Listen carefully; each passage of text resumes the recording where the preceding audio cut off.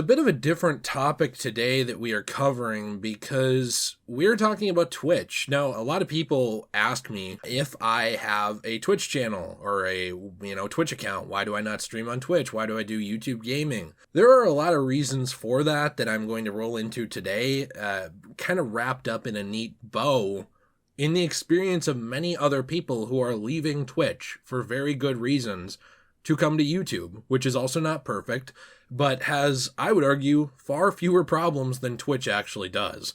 I am here with Alex from Podcast Now, who is a great personal friend of mine, who's going to be talking with me about all of the mass exodus on a biblical scale from Twitch. So Alex, thank you for being here. Thank you so much for having me. I'm ready. You're ready? You're ready for the book of Twitch? Yeah. It's interesting because Twitch was something that I guess coming up years ago, everyone was like, this is it. This is the YouTube killer. This is going to be a huge deal. And it's worth, I guess, noting that Twitch does have some good stuff that YouTube doesn't. I think their streamer UI is better. If you piss anyone off or you step on any toes or anything, you're gone immediately, which is a little different than YouTube. YouTube, you do get strikes, you get chances. We've seen with Twitch that they reserve the right to basically get rid of anyone at a moment's notice. YouTube has that right, but they rarely ever exercise it unless you're, posting removal of heads or something on the site, something like you are a terror person. They're not going to kick you right off there right away. If you have a dissenting opinion or you are doing something behind the scenes or whatever, they usually wait for a little bit more due process on YouTube. And Twitch doesn't. I mean, look at the track record of people leaving. Shroud and Ninja left for Mixer in 2019. They have since come back off and on, but Ninja's a lot smaller than he was. Courage left in 2019. Valkyrae left in January 2020. The list goes on and on. So, I mean, Alex, what do you think about this? Why is everyone leaving Twitch? Yeah, it's I like you said, I remember going up, and even when I started like my channel, like Twitch was almost like pitched to me by friends as like the place to do it. And like you said, it's got its pros and cons. But I mean, I said this to you off camera. It literally is its own almost cinematic universe of just like random, just like things that are just insane that go on Twitch exclusively. Like you said, I mean, there's similarities with YouTube, and YouTube is not perfect, and you and me both have called YouTube out, but Twitch is like a monster in it of its own. And, I wish everybody the best there. I want people to make money. I want people to, enjoy their lives. But yeah, I mean, you kind of just get a sense that like, I don't know, I don't want to call it like the party's over, right? Like everything's kind of done and like but at the same time, there is moments in time where it feels like that, like the hot tub stuff you and me were talking, like that was just like an era. I mean, very short-lived era, but like what in God's name was going on during that time, right? It was just, it was made almost like a fool of Twitch, even though, and both of us, we don't really have that strong opinions,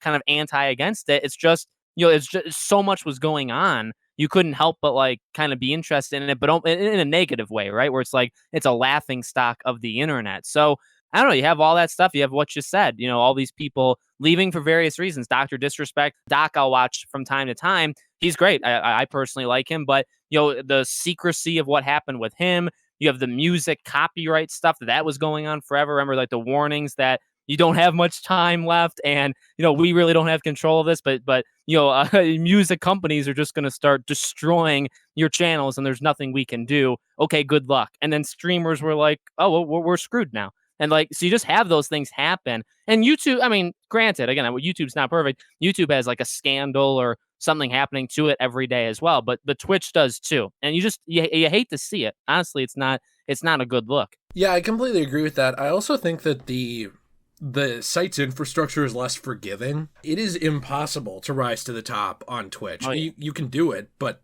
man, that is rough. That is hard. That is like streaming 5 hours a day every day minimum. Yep. You have to be there all the time. YouTube isn't really like that. The thing with YouTube is that a lot more of the work is done behind the scenes. And I know that there's animosity from streamers who say like, well, people who make videos don't work as hard as me. I'm streaming 8 hours a day. But it's like, they might not see that I edit a video and research it and do that stuff for 10 hours behind the scenes, but you only see me for 20 minutes, You can see real good examples of that in some of the big channels like Nightmare Expo, where it's like a video every few months, but they are a massive documentary, heavily edited, tons of research, all this stuff. So, I think that those are both capable of different things. The thing with YouTube is that you have more versatility. I could make the video I made the other day. I guess this probably won't go up tomorrow. I don't know. But the video I made the other day with The Simpsons, where I started a new series, Whatever Happened to the Simpsons games. And I'm going to cover other games in that have sort of died out, like Whatever Happened to this or that, where is it now? I can do that, right? One day. And the next day I can post a Let's Play on my Let's Play channel over on, my other channel, or I can stream an IRL stream on my normal channel, or I can stream a video game playing with my buddy Nate on the Let's Play channel, and people will follow to each, I think that with Twitch, you pointed out a good example that people are willing to leave Twitch to follow you to a new platform if you're going to essentially be doing the same thing. But depending on the audience you foster, people are much less forgiving. I've had this problem myself where I had a massive explosion with Batman in terms of my growth during, I don't know, a couple of years ago, when there was a 2-month stretch where I was mainly talking about DC Comics and Batman stuff. But since then, it's like I have been able to branch out. There are a lot of people that value what I'm doing, etc. And I'm still growing despite that, even though it's slower. When you look at someone like Ninja, a lot of that audience falls off as soon as you leave Fortnite, because maybe that audience is kids, or a lot of your audience falls off as soon as you do this or that. I think that it's way less forgiving in terms of being able to retain that audience engagement and get people to keep caring. You take a day off, and it's almost like you're afraid people will forget about you on Twitch. There's more loyalty and there's less loyalty. Like, it's actually a really weird world. We see this with Tim, right? When he leaves Twitch, you see people follow him. He makes the announcement and people are like, all right, I'm willing to move with you to a different place, which is good to see. I mean, I think just in general, anything, it's not even leaving Twitch. If you left YouTube to go to some other thing, right? I would hope that people do follow you. So that's a good kind of indicator, or just something that goes on. But then, like you said, at the same time, they're so loyal, but they're also not. They expect the streams daily because that's what you do. Well, you do it to yourself, but it's actually kind of Twitch, right? Because Twitch, like you said, they kind of foster that kind of engagement and that kind of just that work life where you are supposed to stream Monday through Friday or 4 days a week or something, but you have a schedule and you do it for 5-6 hours. That's your thing, and you're known for a specific thing. And if you do something different, the odds are they're not high that you're going to retain, unless you fall in a subset that we've talked about. Other streamers, there are other things that you can have in terms of maybe looks or something, where maybe around. But it's tough. I mean, none of this stuff is easy. I'll say that. Not a single thing is easy, but I don't blame any of these people for leaving Twitch, even to that work-life balance. You said it, I said it. We see that people leaving Twitch to go to YouTube, so they do have more time, right, with family, where they don't have to stream 5 times a week, where they could do something else. And maybe that opens them up to long form kind of content like you and me do, right? Or podcasting or stuff like that. I mean, there's a lot of other stuff out there that Twitch probably doesn't respond well to, and that's okay. That's fine. But you probably will realize that when you leave Twitch. Yeah, I completely agree. And I think it's also worth noting that there is also a severe difference between Twitch and YouTube, in the sense of Twitch goes really back and forth on if it thinks sexual elements are okay or not, and how it enforces that, with a lot of behind the scenes accusations of people offering favors to get out of bans and stuff like that. And a lot of that's alleged, but you don't really see that as much on YouTube. There's a lot of scandal around Twitch. You have creators, and I'm not saying that accusation about her or anyone really, but you have creators like IndieFox, where they were banned temporarily 6 times within 1 year. You had Alinity back in 2020 and 2019, who was going through a lot of bans. You've had Amouranth, who's been off and on a ton and really pushed the envelope on purpose of what, I mean, in my opinion, at least, of what you can get away with on the site. I think you have a lot more of that over on Twitch than you do on YouTube. YouTube had its phase, its Wild West phase of boobs in the thumbnail, all this stuff. And you still see it sometimes, but it's much less encouraged here now because of the monetization stuff and everything.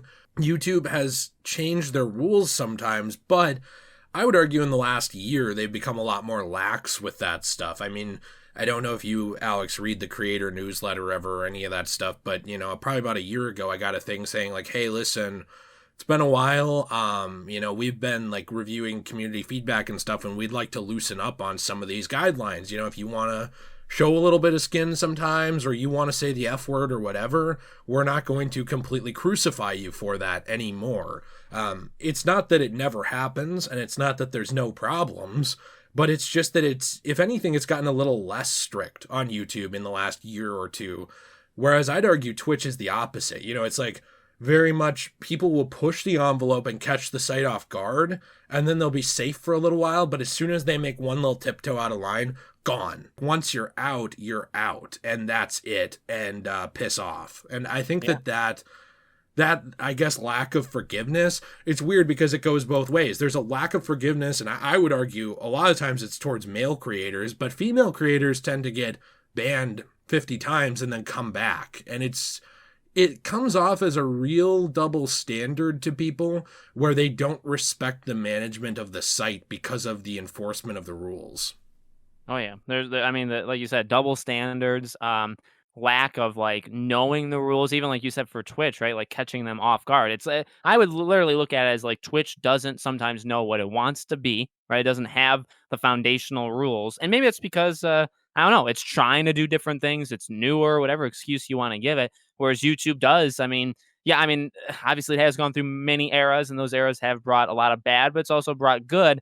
And at least they know, for the most, there are definitely examples where they're not transparent enough, or things just kind of happen and you have no idea why, but they do try for the most part to kind of, lay down the rules. And yeah, like you said, like sometimes they let go of it. They say, okay, you couldn't swear in the first 30 seconds. Now you kind of can. You still maybe shouldn't, but it's like you said, it's not going to be as big of a problem. Like those kind of ebbs and flows, they're a little bit, I personally still don't like a lot of the stuff YouTube does, but they're definitely a lot less bumpy, like we said, than Twitch, where they don't know what they want. And yeah, that is more of a Wild West. It's fun. It's for sure fun. I don't know if I would want to be a part of it because, like you said, you can be having a wild ride, find an exploit, a cheat code here and there for Twitch, ride it for a month, which pretty much was the water streaming thing. I won't say, I guess, specific words, but that stuff. You ride that for about a month and a half, and then, I don't even know what happened to it. You know what I mean? So like those things can randomly happen. It's fun to like hear about it, but I don't know if I'd, want to be a creator there. And clearly there's a lot of other creators that don't want, right? And they want to get out. Yeah, I think that sense of almost a lack of stability, we have it on YouTube. If I upload the Simpsons video, obviously there's going to be a bunch of people who say they care about my channel, and maybe they do, who don't watch it because they're like, I don't care about the Simpsons, stuff like that. But there's always the people coming back, and you always know that you kind of have a place for the most part once you've earned your way there. Unless you just quit for a year and then you try and come back and rebuild, and then a lot of times people are gone. But generally, if you just keep putting out your stuff every so often, you know that you're going to be okay for the most part on YouTube. I don't think you know that on Twitch. I think that, maybe tomorrow you're banned and you don't know what you did. I think that kind of thing really messes with people, and it removes the sense of stability of working somewhere. And yes, you are basically an independent contractor on both, but one seems more stable than the other. So it's like, of course, people are going to flee what they perceive to be a sinking or unsteady ship towards one that seems more steady and built. I think that it's going to keep happening. I don't think Twitch is necessarily dead either. This whole thing was not like, here's why Twitch sucks. It's not really that. It's more just that there is a lack of consistency. There is a lack of knowing where you're going. And I truly believe that people are tired of, balancing on a tightrope when it comes to the rules, where they start every stream worried something's going to happen that will get them banned. It's not healthy. And I think that people are also burning out, knowing that, oh, I have to work 80 hours this week. Yes, I understand that some people are going to say like, well, you work playing Battlefield. That's not a job. You're still sitting there doing the thing for work for 80 hours or 70 hours or whatever. And I think that people are tired of it and want something that is more sustainable. And I think YouTube is that.